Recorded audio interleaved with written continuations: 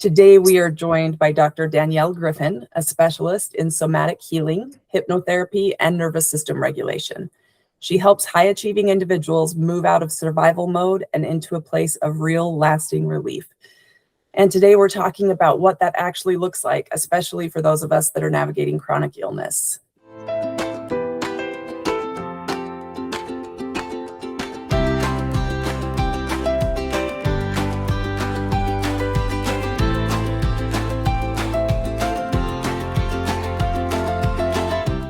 Welcome back to Autoimmune Adventures, where we explore tools, mindsets, and stories that help us live boldly, even in the middle of chronic illness.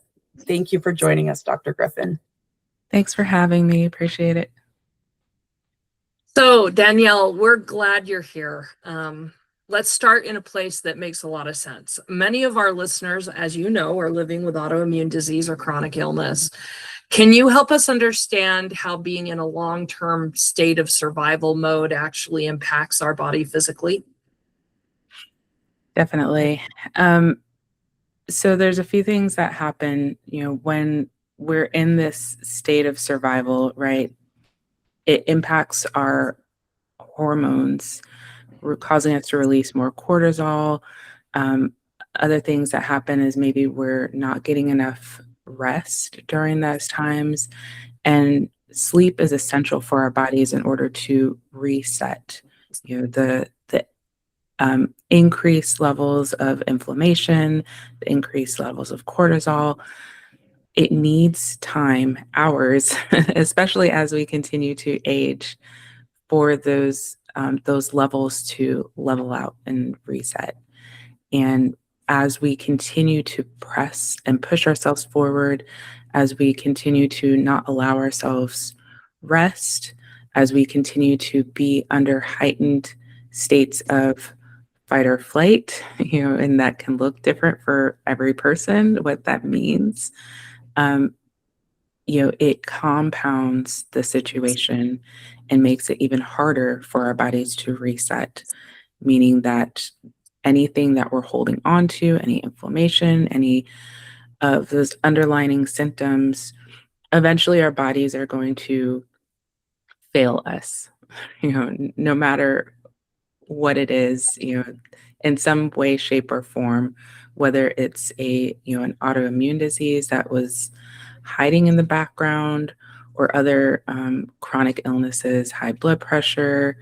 I've seen people have, just other sleep disorders related to it.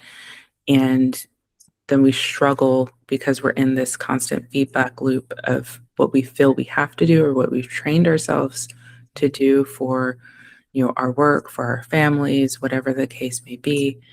And we don't know how to start to regulate and get out of those loops.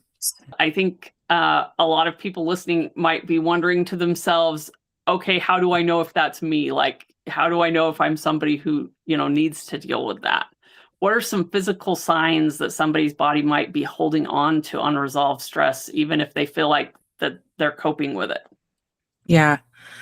Some common things are migraines, that, a lot of times we want to attribute it to other things, but oftentimes it can be stress induced. And then there could be other things that are making it worse, right? One thing I know I dealt with for a long time was an eye twitch, when I'm under chronic stress or heightened levels of stress. And I think, it's okay. I'm dealing with it. I'm working through whatever it is. But that one little symptom, noticeable to me, not noticeable to most people, but it was the key indicator that my body was under stress. And it wasn't until I actually was able to reset and relieve the stress and get out of that situation where the twitch stopped. And that was my, one of the realizations where I was like, maybe I wasn't managing it the way that I thought I was. Some other symptoms can be like muscle cramping, muscle fatigue. We think we're getting a good night's rest, but maybe we have some restless leg syndrome is a common one. I know I dealt with that for a while. Digestive issues, maybe waking up in the middle of the night constantly, frequently, stomach cramping, going frequently. Those are a few of the common things, but we're often like, well, maybe it's my diet, or maybe I injured myself, or, but if we actually take some time to assess, like what actually triggered that, and have, start to build awareness, which is what, the somatic practice does for us. It brings some more awareness to our body so that we know, okay, this was actually triggered because of this stressful situation or this anxiety I'm dealing with, or whatever the case may be.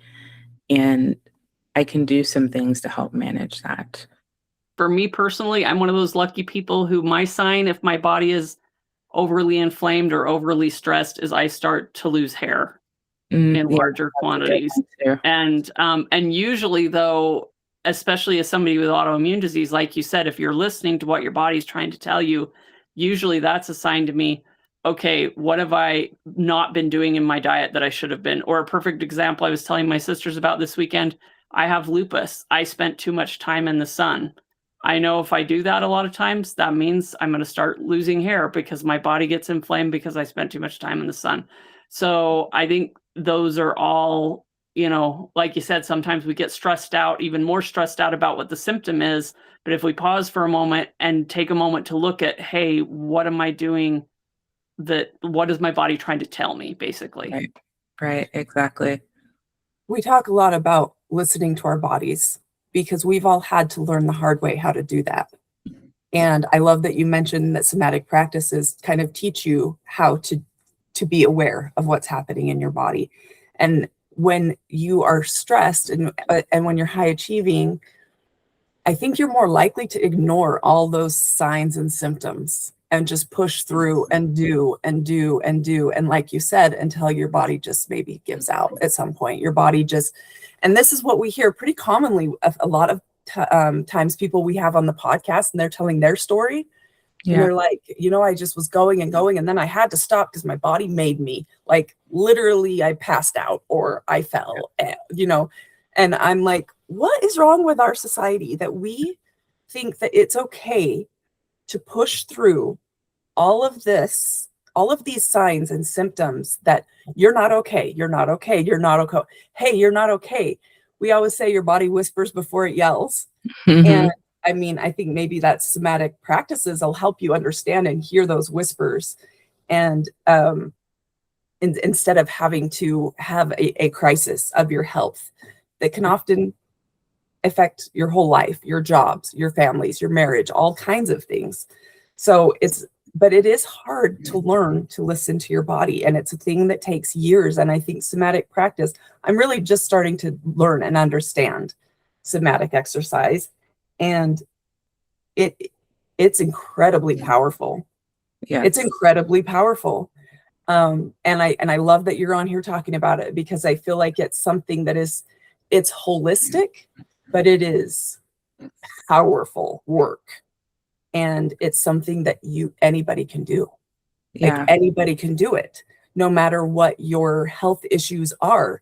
It's something that everybody can do. And I love that. So for people, we're all exhausted. We're living with chronic illness. We're tired all the time.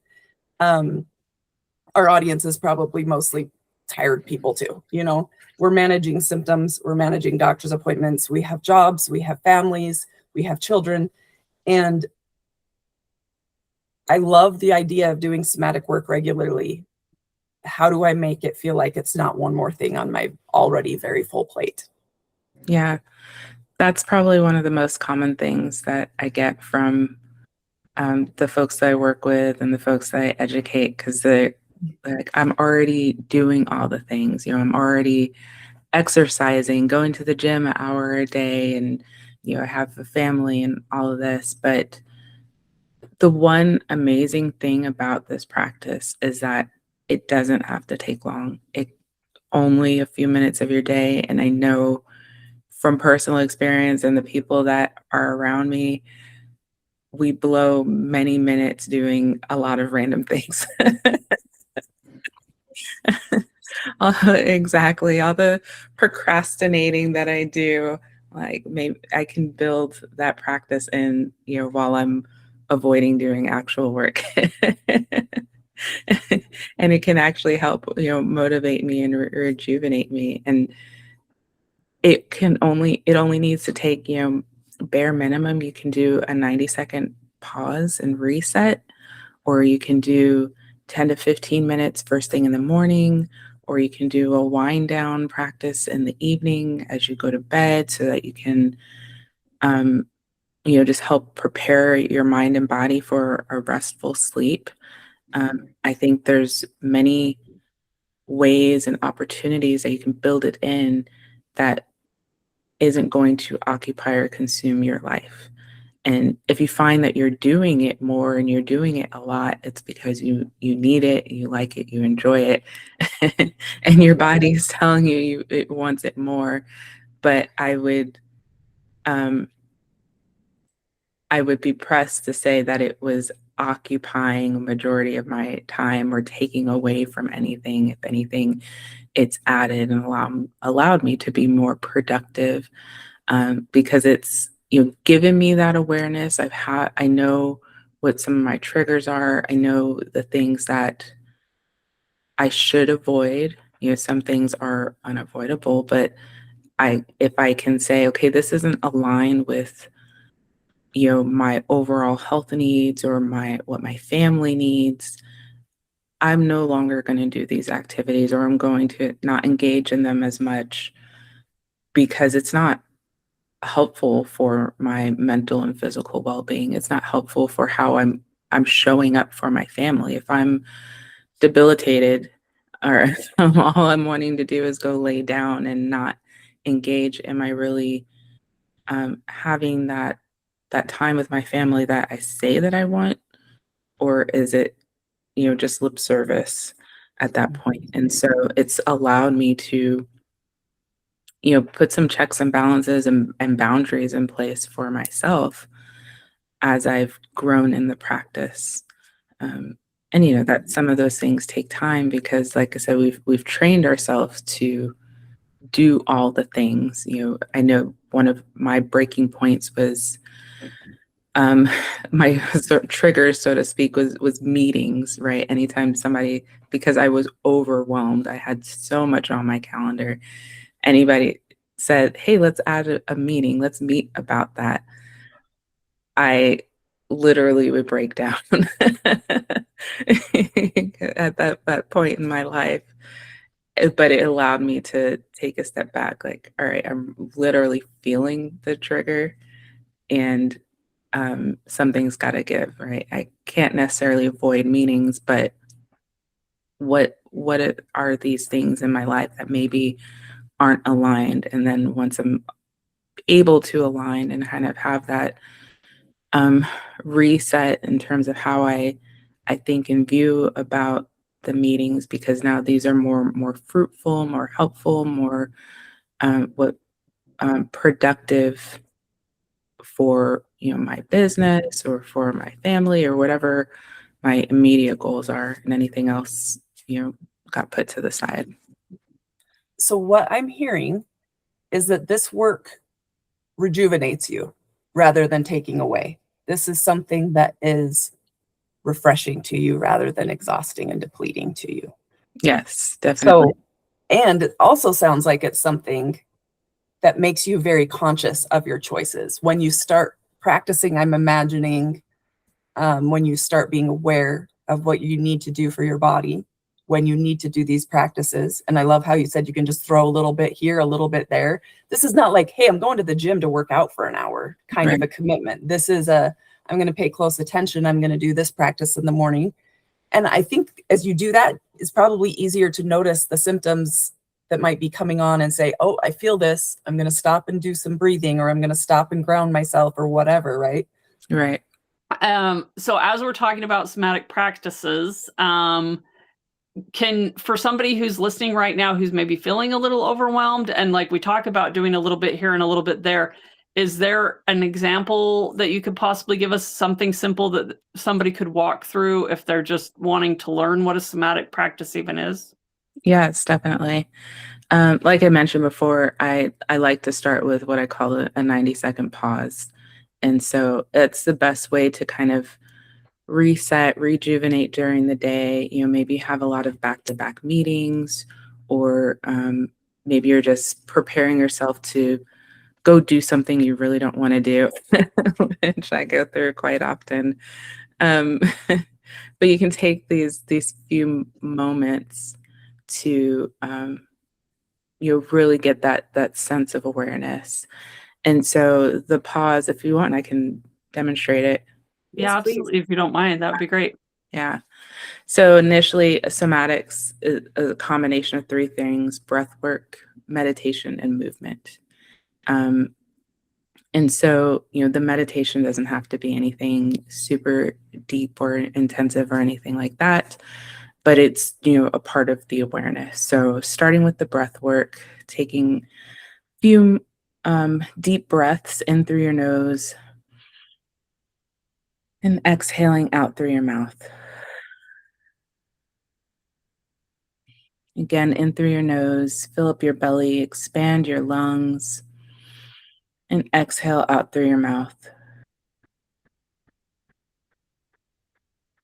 So you continue your breath at your own pace, feeling the oxygen flow through your body, feeling your muscles relax as you exhale, your shoulders fall, as your chest rise and fall on the inhale and exhale. You start to bring awareness to your body from the top of your head down through your shoulders and back, noticing any parts of you that may be carrying extra tension, any parts of you that might feel stiff or have some discomfort. Maybe you even feel a little twitch, like a muscle spasm. Noting where you're feeling that in your body. And on your next inhale, you can open your eyes, thinking about that area of your body, and you can do some movement. So if it was in your neck, you can do some neck stretches, tilting your head to left and right. Maybe it's head rolls, rolling your head to the left as you inhale and exhale. Remembering to breathe as you do it, focusing on that breath to movement. Maybe it's some shoulder rolls forward and back as you inhale and exhale. Maybe it's some gentle twists in your seat to the left and right if it's your back or lower back. Remembering to continue to breathe, not to hold your breath, allowing the oxygen to flow into those areas that you're focusing on. And once you did a few movements that feel good to you, you can find a moment of stillness. Take a deep breath in, hold it for a moment, and let it go. And come back to the room. And just notice how you feel in this moment. Notice a shift. Notice if you're able to let some things go. Notice if you need some more time in certain areas or want to come back and revisit. But that's really all it takes. I love that so much. And the reason I love that so much is it's self-care. Yes. We forget how important it is to take care of ourselves. We can't take care of anyone else if we're not taking care of ourselves. And that short little time that we spent, Yeah. no one can convince me. Just put your phone down for a little while, ladies and gentlemen. Put your phone down and do this instead, because doom scrolling is never going to do as much for you as what we just did. Right. I remember when I had my youngest son, he's 5 now, but I had preeclampsia when I had him, and I had to have an emergency C-section. And when I was in the hospital, before I got released, the nurses and the doctors were telling me the same thing, like, you have to take care of yourself. You're not going to be able to take care of your baby. And because my blood pressure was still kind of elevated, they were able to get it down. But once I got home, I was just thinking, like, how am I going to do that? Like, I get everything they're saying, but realistically, like, my husband works, he was recently started a new job, so he didn't really have the time or the ability to take much time off. My parents lived in Arizona at the time. I didn't have help. I had a 9-year-old at home. This was coming out of COVID, like, he could kind of help, but the extent of a 9-year-old could. So it didn't make sense to me, like, how I could still be able to take care of myself and take care of the newborn and the family and everything. But in retrospect, I'm like, if I knew this then, right, I would have been in a lot better place. I wouldn't have had to take a couple overnight stays in the emergency room. I would have just been in a lot better place because I had a better understanding of what self-care was. But now I'm trying to share that that knowledge and that information with other people, what self-care can look like. It doesn't have to be, like you said, an hour at the gym. It doesn't have to be an hour at the massage parlor, although that might still feel good. Those are still things you can do. But this is something in addition that might be able to help manage a lot of those symptoms that a massage or the gym isn't helping with. And it costs nothing. Right. That is the beauty of it. It's such a beautiful thing. It costs nothing to give this gift to yourself. Right, exactly. That was one of the main things when I learned it, and why I wanted to show other people and teach other people, because of the accessibility of it. I know so many people that, like me, had their own self-doubts, their own narratives that they put in place that limits us from doing certain things, that keeps us from taking care of ourselves, it holds us back. But this allows us to kind of break free of that, and it at least open the door to that self-care and being able to take care of ourselves. Maybe eventually we'll get to the point where we're going for a jog and doing more. But right now, while I'm in this state of pain and discomfort, and this is the little thing that I can do that only takes a few minutes, that can help me feel better, that can allow me to turn the lights on and not live in a dark room because of the migraine, or whatever the case may be. So, well, and I was gonna say, like you said, it's so incredibly accessible. Like, I didn't know it when I was in 3rd grade, but my 3rd grade teacher actually did somatic practices with us. Like, we'd do like exercises, like stretches and jumping jacks and whatever, when we'd start off the day, but she'd end it with somatic practice, or she'd have us lay down and she'd have very much like that. We'd practice breathing. We'd practice, like, knowing what our body felt like. And, in 3rd grade, I'm sure it was tons of fun for her, because, you kids are giggling, kids are thinking this is so funny, whatever. But it is obviously very memorable to me. Like, it made a difference for me, because all these years later, I still remember that. And I remember it was a very calming, wonderful way to start school, because she recognizes that even in 3rd grade, kids have that stress and anxiety that sometimes comes with being in school. And I feel like that made a huge difference. So it is something that's very accessible, which is wonderful. Yeah. Or they're coming in from a rough home life, and this is a place of peace in a crazy world. So yeah, I think it's a beautiful gift that we can give ourselves and give our children and give our friends. There have been times I've been sitting with a friend and said, "Hey, we just need to take a breath together. You are going through a lot right now, so let's just take a breath together." Yeah. And I've had friends laugh at me, but I'm like, no, seriously, just meet me in this crazy space I'm asking you to be in with me and breathe with me. Yeah. And it never fails to help. It Yeah. never fails. I think it's, it's still a fairly new concept for people.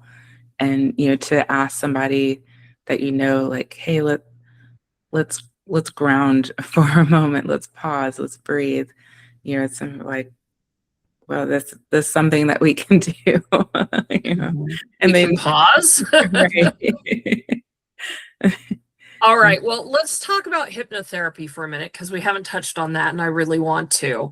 Yeah. I think there's a lot of misunderstanding there, very much like what we were talking about. There's this like, we can do that.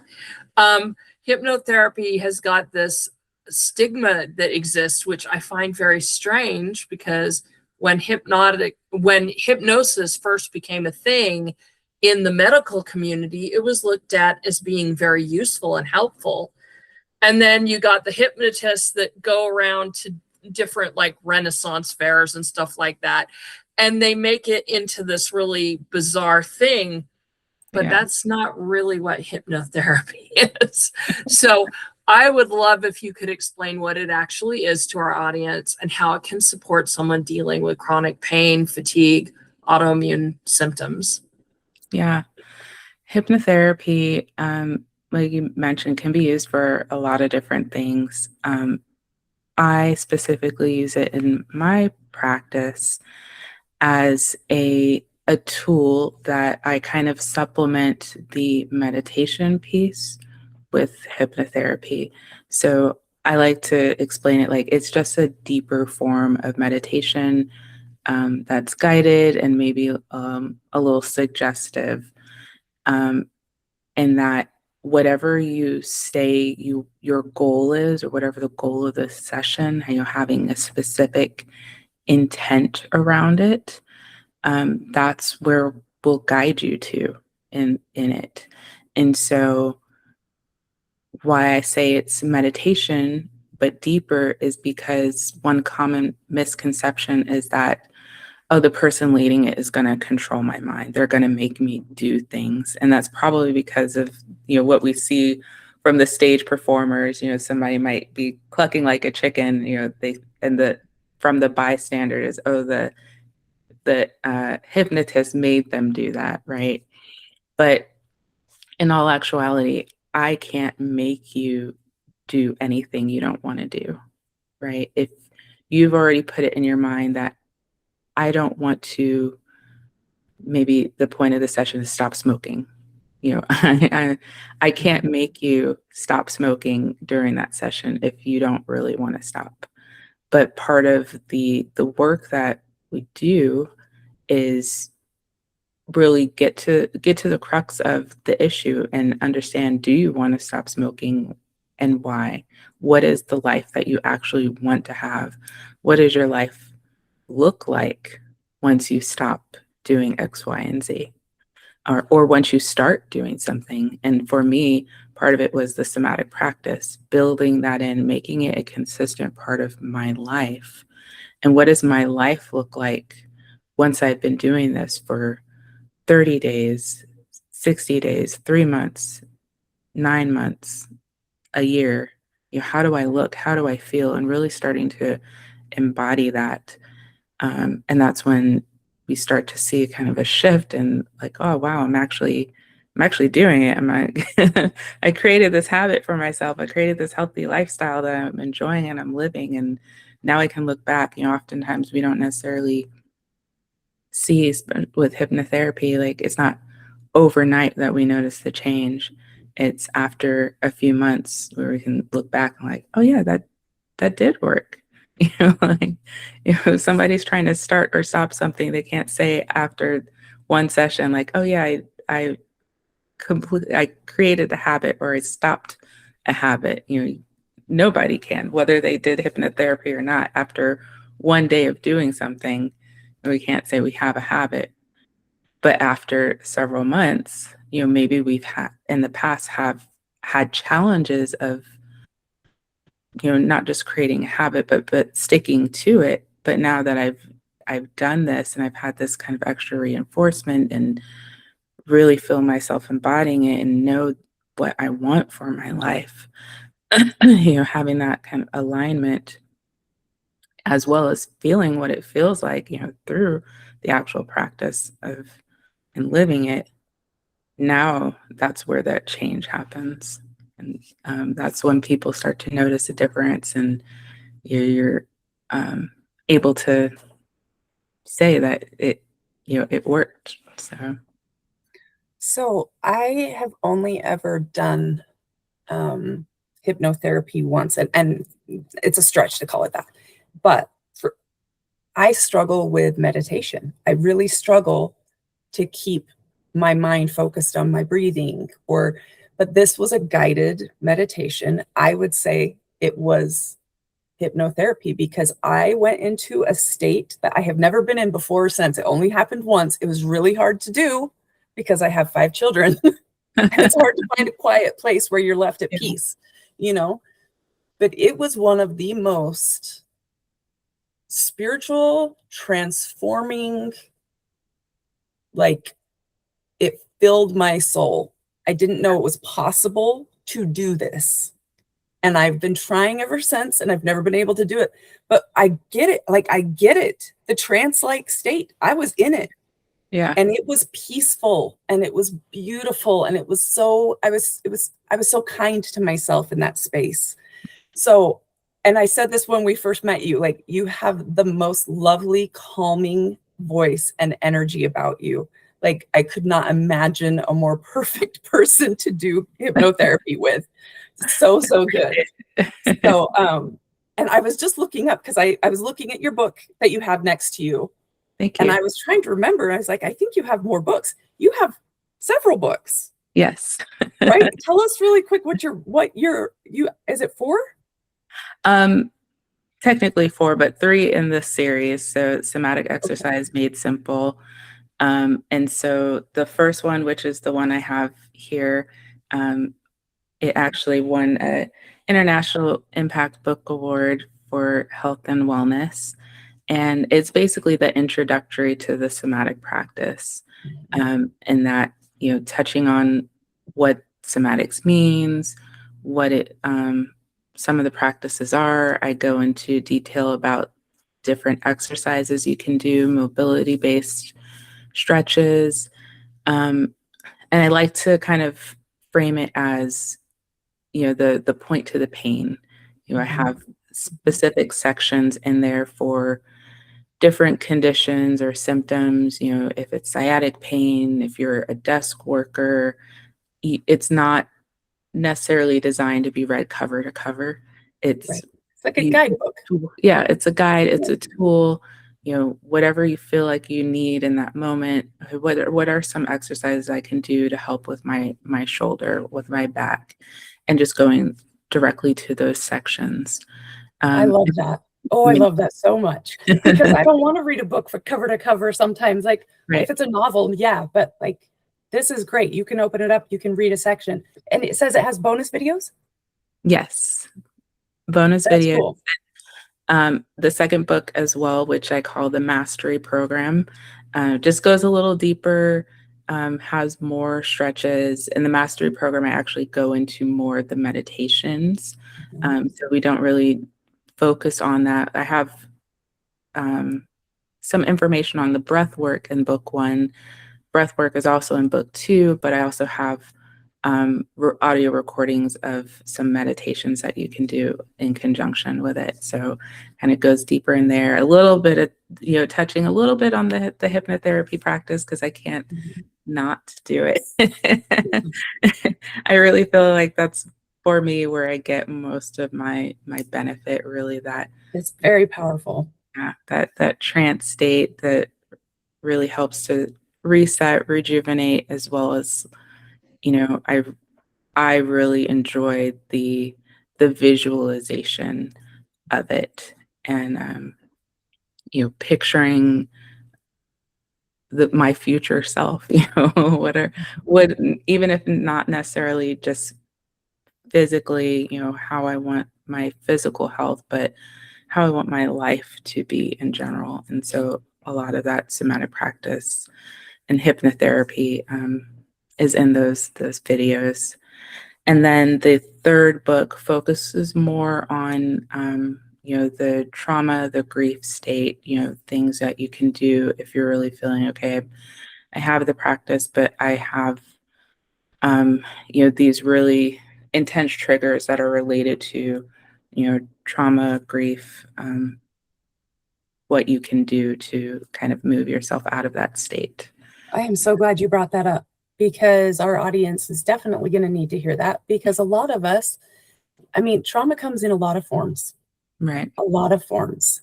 And that's something we really didn't even mention, but I had a very powerful experience doing somatic exercise, releasing trauma. I had no idea what I was doing. I was on a girls' retreat, and we had some sweet lady guiding us through stuff.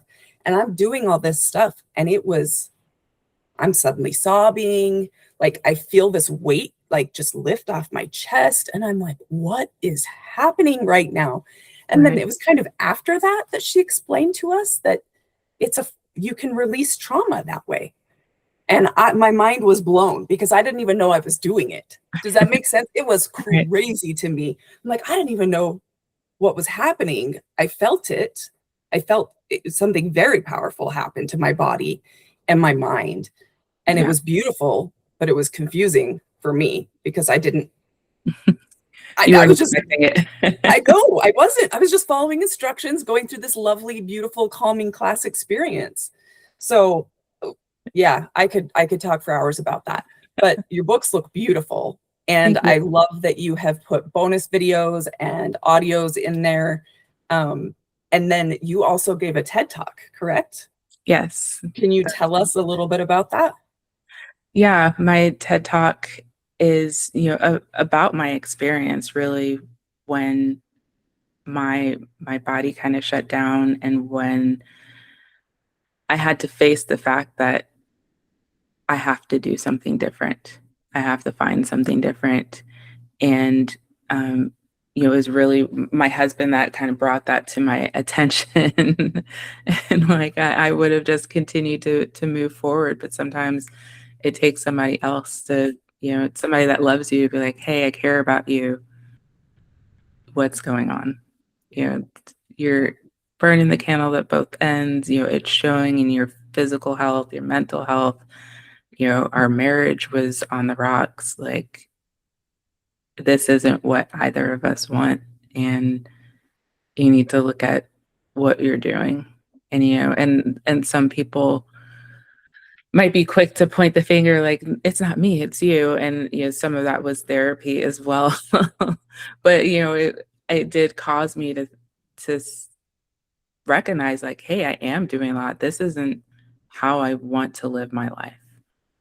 I'm feeling this way, doing all these things, and it's impacting everything around me. It's not just me. We obviously, every marriage has its issues, but I was also a contributor to it, and I had to look at what I was doing and how to change it.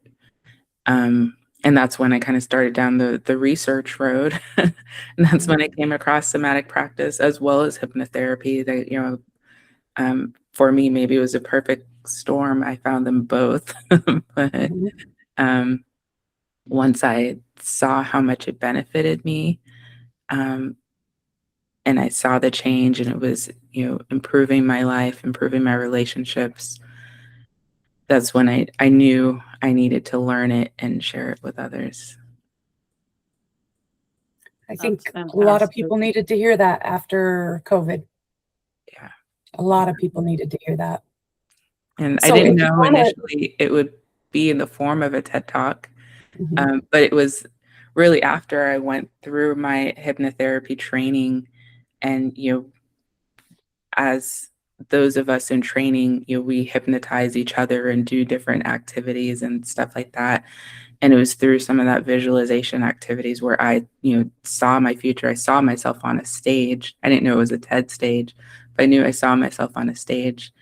And you become more open to opportunities, and once your mind tells itself, this is what I want for my life. This is the life I'm living. Whatever I see myself doing, that's what I'm doing. I don't know exactly how I'm going to get there, but that's what we're doing. I saw myself on a stage, and somehow it aligned with opportunities to be on the TED stage. So, So what was the name of the talk so people can look it up?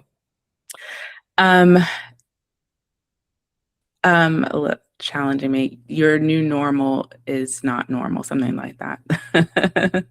Your So post-pandemic, yes, your post-pandemic new normal isn't normal. right, because we're all living in this post-pandemic state where we're on this constantly hustling, doing all of these things, living in this constant stressed state. Especially after COVID, we were all under an intense amount of stress. You're not knowing, if we were going to have jobs, not knowing if we were going to lose friends and family because of it. There was just so much happening during that time. But that stress state, we just kind of adapted to it and moved forward and lived in this constant state of stress. Like, things didn't go back. We just, okay, we're going to go back into the office, but we're going to wear masks. And if people get sick, then they have to be home. Then we have to report to our jobs and an app to the CDC and all these other things. Eventually, some of that went away, but we just continue to live in this weird world. And so, basically, that's kind of how I came up with that title. Like, this life that we live, this new normal, it's not actually normal. we shouldn't feel this way. And here's some things that we can do to get ourselves out of it.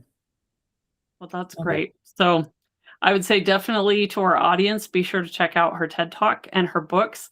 And Danielle, is there any other way that if somebody wants to connect with you, any links or anything that you'd like to give us?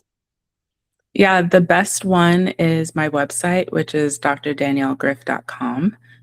You can find pretty much all my services and my books and my online shop. I have a host of wellness resources on there.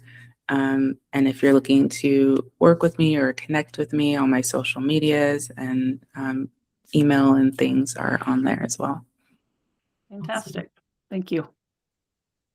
This conversation is such an important reminder that our bodies are not broken, they're communicating. So thank you, Danielle, for being here with us today. We really appreciate you coming on Autoimmune Adventures. Thanks for having me. It was enjoyable. I appreciate it. We're glad you're here. And for so many of us living with chronic illness, the goal isn't just to push harder, it's to listen differently. And we've talked about that today.